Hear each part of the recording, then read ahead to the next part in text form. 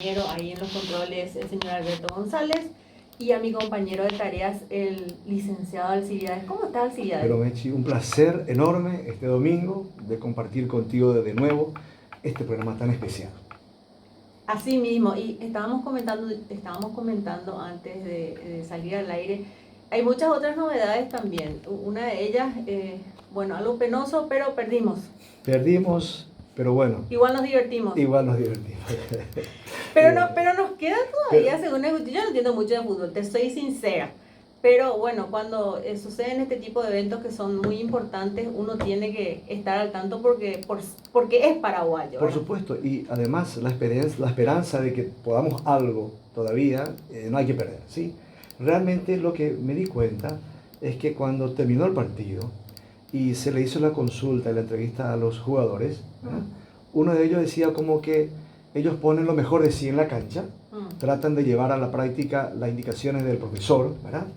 Y se arriesgan, ¿verdad? Pero es el estilo de jugar hoy por hoy. También hay que saber que creo que nuestra selección todavía necesita mucho, ¿verdad? Mucho por apoyarles.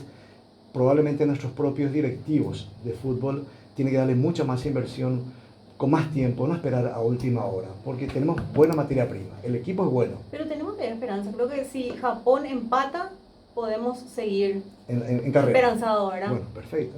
¿Es así? Esperanzado. No conozco mucho el fútbol. Bueno, Dios mío, ya somos dos, por Dios.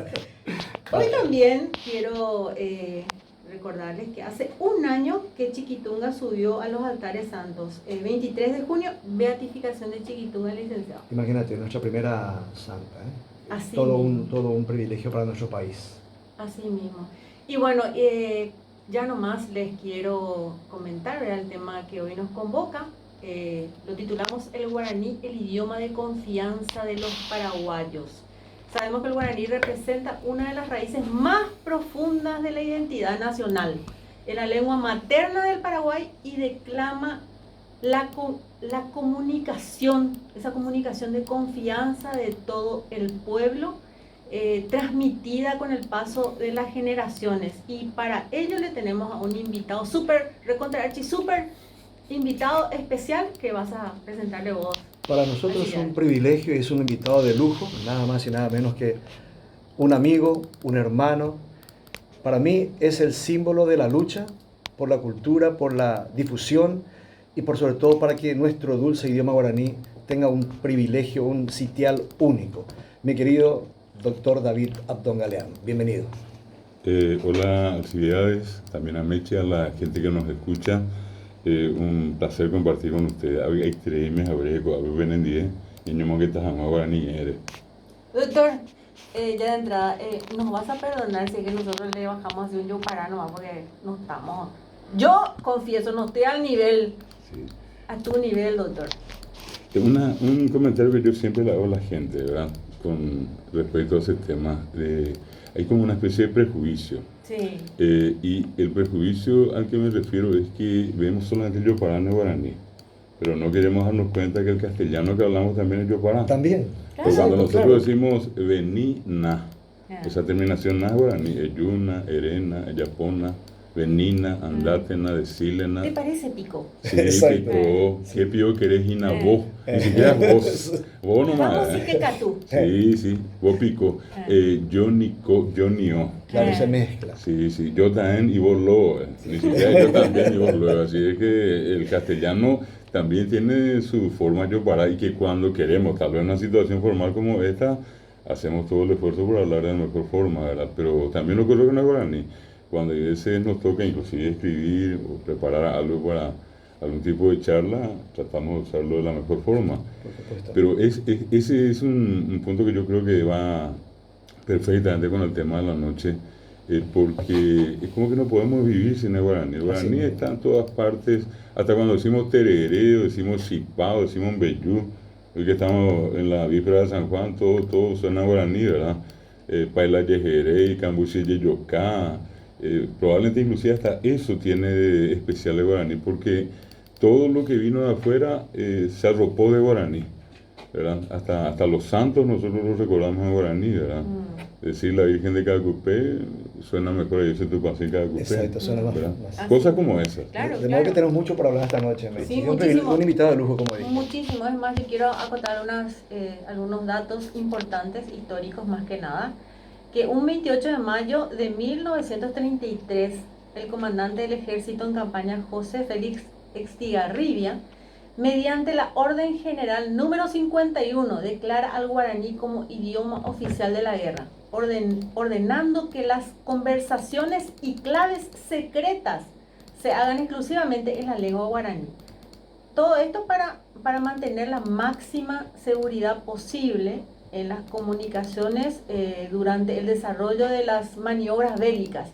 La citada Orden General también disponía que toda infracción a esta disposición sobre el tráfico telefónico, su secreto y las reglas para el uso del teléfono sería severamente sancionada. Y dice el escrito donde yo investigué un poquitito acerca del tema, dice que la lengua guaraní acompañó a los jefes, imagínense, a los jefes y soldados en los motes que utilizaban los soldados, nosotros decimos el marcante, ¿verdad? Sí, Sí. Bueno, los soldados para referirse a sus jefes o camaradas, como por ejemplo, le citaban a Caguazú, a General Estigarribia. No era así porque era Sí. cabeza grande, Claro, sino porque porque el era superior. Exactamente. Claro, era la cabeza de todo. Claro. León Caré, Sí. Coronel Rafael Franco. Franco. ¿Por qué le llamaban así? Y porque era Rengo. Ahí está. Y Caneja. Claro, ya hizo el león porque era el león. Y Era. Yacaré Valija, al teniente primero Manuel Irala Fernández. ¿Por qué Yacaré Valija? Y era justamente por la característica que tenía, ¿verdad? Que andaba sigilosamente Mira arrastrado, vos, ¿verdad? mira vos. Y en la valija le acumulaba la información. Imagínate. ¿eh? Este lo ve más simpático, dice Menora I era para el soldado José Velázquez. En muchos episodios de la guerra, el guaraní sirvió para que los paraguayos se identifiquen y se evitara así inútiles matanzas entre ellos. Como idioma criptográfico, el guaraní ofreció serias dificultades para los bolivianos. Imagínense, ya en esa época como para la guerra fue, De gran utilidad. claro, fue un punto a nuestro favor, diría yo. Le voy a dar dos datos, ¿verdad? Con respecto a estos hechos históricos y sobre todo poner, digamos, en relieve algo que para mí es fundamental. El Paraguay sin el guaraní no es Paraguay, ¿verdad? Exactamente. Bueno, partamos de eso. Antes, durante y después de la guerra del 70,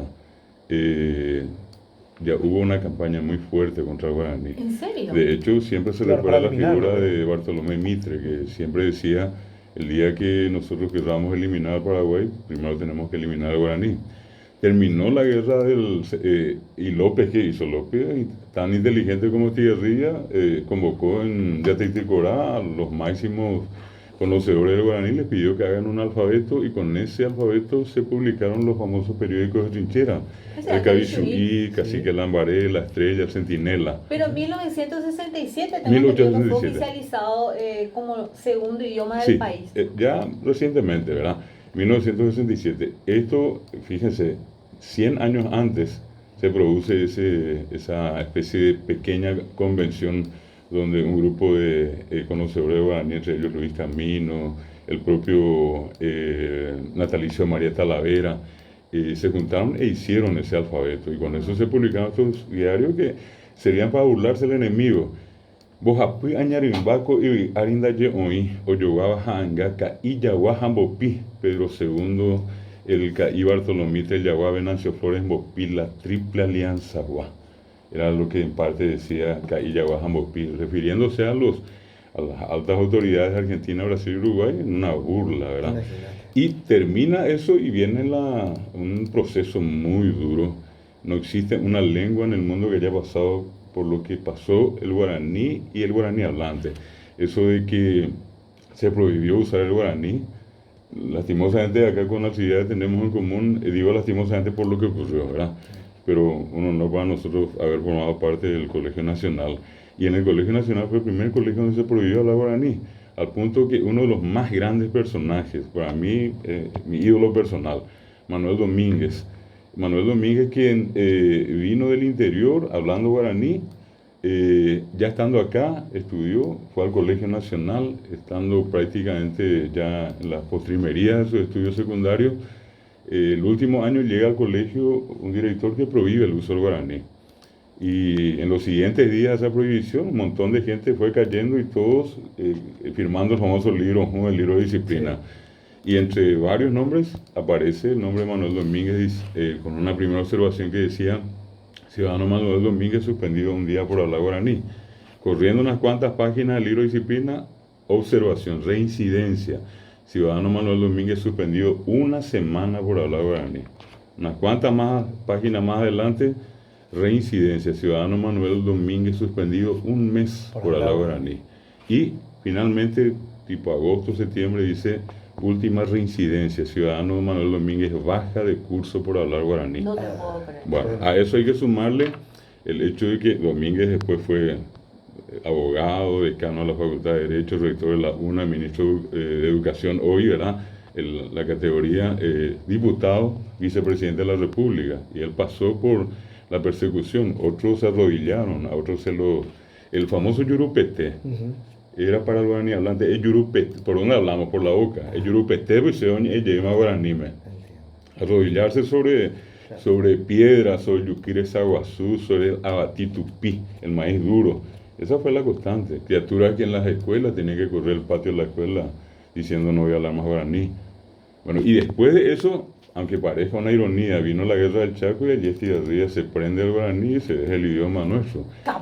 ¿Y qué hace? Cuando en una de las batallas, ya entrando en territorio boliviano, el único lugar donde había agua, llega una tropa paraguaya, se cuenta de menos de 700 hombres, y estando allí, al llegar y tomar posesión del lugar, se le avisa que más o menos 24 horas de distancia venía una tropa boliviana de casi 10.000 hombres.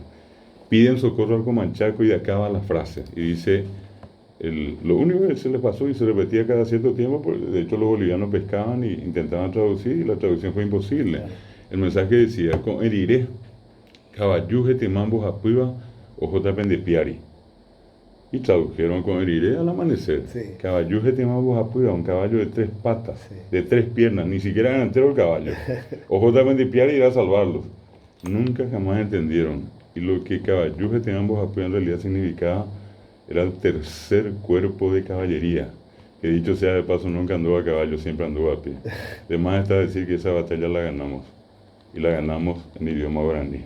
Qué privilegio escuchar eso, tu bueno, explicación. Es parte de lo que estaba comentando ella. Y doctor, ¿se podría decir que en la actualidad que el guaraní, así como yo lo veo, avanzó lo simbólico, pero no en su uso? O sea, hay un dato interesante. El censo, los últimos censos, hablan de un 37-40% todavía de monolingües guaraní. Y hasta un 87% de la población del Paraguay que habla y entiende guaraní. Sí. Y notablemente un 7% que solamente se expresa en castellano. Solamente, exclusivamente en castellano, ninguna palabra en guaraní. Y un 6% restante hablante de otras lenguas, entre ellas las demás lenguas indígenas no guaraní. En la región, hoy se calcula que, de hecho, el idioma más hablado de los idiomas nativos de América, de los casi 1000 que habían, hoy quedan menos de 250 lenguas, 750 han sido totalmente eliminadas. Impresionante el proceso de degradación, de destrucción que se dio con muchos pueblos de América. Y el quichua, como dicen otros, hablado desde Panamá, Colombia, Ecuador, Perú hasta Bolivia, tiene un promedio de 13 a 14 millones de hablantes, con una característica: el 70% de sus hablantes siguen siendo nativos. Ajá. En segundo lugar, pero con una llamada de atención muy importante, está el guaraní, hablado por 11 millones de hablantes en la región, que incluye Paraguay como epicentro, nuestros vecinos de Argentina, Formosa, Chaco, Corrientes, Misiones, Salta, Jujuy, Paraná, Buenos Aires, Brasil, el lado de Mato Grosso, Paraná, Río Grande, San Pablo, Uruguay una parte, Bolivia, Tarija, Beni, Pando, Santa Cruz, en total un promedio de hasta 11 millones de hablantes, con una característica: en Paraguay, de los 7 millones que somos, el 1,3% es población nativa. Y notablemente, esa gran mayoría que habla guaraní, que pasa fácilmente los, si quieren ustedes, 80 y 85%, es población paraguaya, ya no es nativa, ya no es indígena. Ese es el fenómeno que al mundo le llama la atención y que hace que muchos lingüistas, antropólogos, etnólogos vengan acá y sobre todas las cosas que aprecian las bondades del idioma guaraní. Es una lengua con las características que tiene muy hablada. Es más, hoy dio un paso muy importante, estando en un tiempo donde nosotros vivimos en dos mundos, este mundo concreto donde nos vemos, nos hablamos, nos pasamos la mano, y el otro que es el mundo virtual. Es decir, todo el mundo está con un teléfono hablando con alguien a través de Twitter, Facebook o Instagram o WhatsApp, a Japón, Estados Unidos, acá a una cuadra, a Buenos Aires. El guaraní hoy está allí. Exacto, El guaraní está allí, está en YouTube. Hoy tenemos Wikipedia en guaraní. Hay 6.000 lenguas y solamente aproximadamente 300 lenguas tienen Wikipedia. Solamente 300 lenguas. Y una de las lenguas que tiene su propia versión de Wikipedia se llama Wikipetá, es el guaraní. Y el editor es un amigo nuestro que vive en Lituania, ni siquiera es paraguayo, ¿verdad? Y por el otro lado, hicimos la traducción y terminó con casi 50.000 términos, palabras, frases del navegador Mozilla Firefox. Que Firefox, Fox, zorro, le preguntamos a un brigada guaraní cómo podríamos decir y él nos dio aguará tatá, zorro de fuego. Bueno, y hoy Mozilla tiene la versión número 109, solamente 109 de 6.000 lenguas tiene el navegador Mozilla traducido al guaraní, pero a sus lenguas. Y la versión 109 de guaraní se llama Guaratatá. Es decir, nos muestra un idioma que no está muerto, está vigente, vivo, está vigente. Sí. Con todos los peros, ¿verdad? Que todo el mundo criticamos cómo se enseña, que no hablamos bien, pero todos seguimos. Es como nosotros tenemos una atracción fatal con el guaraní, los paraguayos. No podemos andar por allí. El paraguayo piensa en guaraní, habla en castellano. Esa es una cuestión contundente, imposible de negar. Cuando alguien dice, y está en paraguayo, me voy a ir.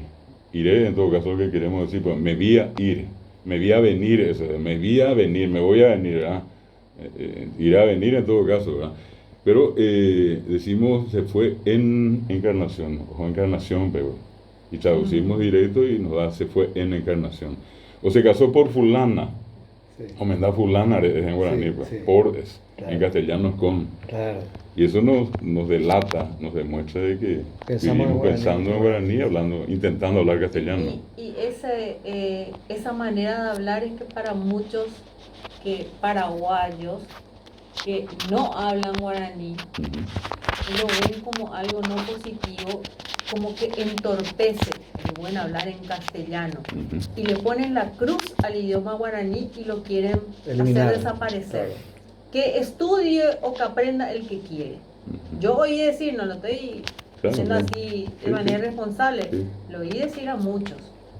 Bueno, justamente ese es el punto que va a estar siempre en discusión por parte de la gente. Yo digo que hay una población todavía colonialista y colonializada. Para mí, en muchos casos, el Paraguay todavía no se hizo independiente. Es simplemente de boca para afuera que decimos somos independientes, pues hay muchas cosas en las que seguimos siendo muy dependientes de muchas cosas todavía. Se nos impone. En los libros nuestros no hay un héroe indígena. ¿Dónde van a encontrar ustedes? Todos los héroes son paraguayos y son blancos. No hay ninguna recordación. Todos los indígenas en los libros están como muertos. Vivieron, habitaron, recorrieron, se alimentaron. Y acá en la media cuadra están pidiendo plata. Sí. Están vivos. Los propios libros de la Reforma hablan de los indígenas en tiempos pretéritos. Entonces, hay una especie de, si quieren ustedes, algo que viene todavía de toda esa persecución que hace 2 años nos tocó acá en Atirá, cerca, en una escuela, conocer a unas mamás que llegaron y en guaraní prohibieron que sus hijos hablen en guaraní. Le decían a la profesora, ni que embolso de guaraní, me castellano que embolso de fuera. Es decir, seguía renegando el guaraní en guaraní y pedía que le enseñen a su hijo castellano. Ahora, ahí te pregunto una cosa, y esto lo titulo muy personal. Probablemente depende también de los profesores. Si uno se remonta cuando uno era joven, en el caso nuestro, David, que tuve la oportunidad de tener un gran maestro, pero maestro en mayúscula.